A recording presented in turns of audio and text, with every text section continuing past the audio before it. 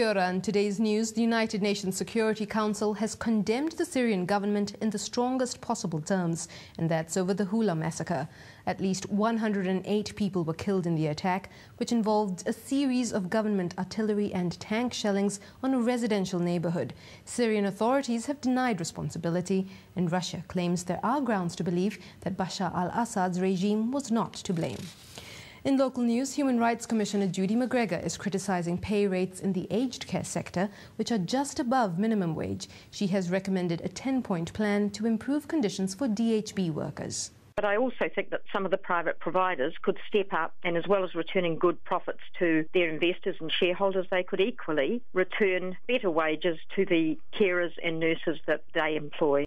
Associate Health Minister Joe Goodhue acknowledged the criticism, but said the aged care sector may have to wait for extra funding on top of the $1.4 million it's already been allocated. In some respects, we feel we're making some progress on some of the recommendations as they come out, but I'm certainly not going to preempt the response. There's support for a World Wildlife Fund report suggesting that New Zealand is not honouring environmental commitments pledged at the Rio Earth Summit 20 years ago. A spokesman from Forest and Bird says unless immediate action is taken, the country's economic future is at risk.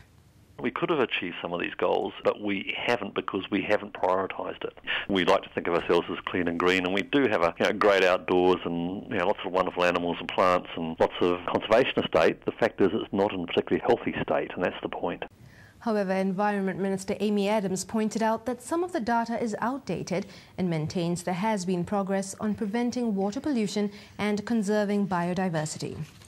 As the lawyers for Tamaiti and Te Rangi Kaiwharea Kemara prepare for an appeal, the man who ordered the Urewera raids says it was the right decision. Howard Broad says the group arrested was meeting more often, their arsenal of weapons was growing, and their rhetoric was becoming more subversive.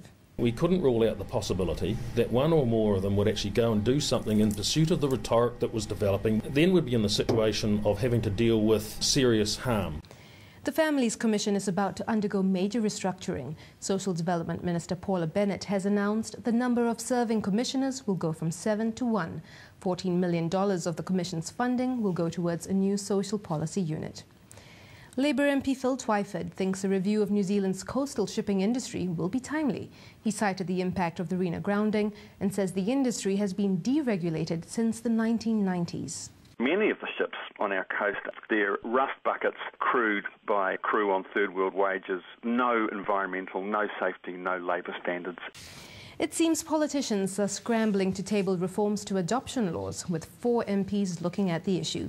2 of them, Nationals Nikki Kay and the Greens' Kevin Haig, have joined forces on a members' bill to allow gay adoption and to change surrogacy laws, which Ms. Kay says are outdated.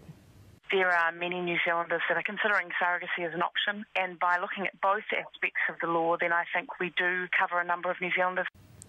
Food Safety Minister Kate Wilkinson is not revealing details about the consequences for kiwi fruit farmers who illegally used antibiotics on their vines.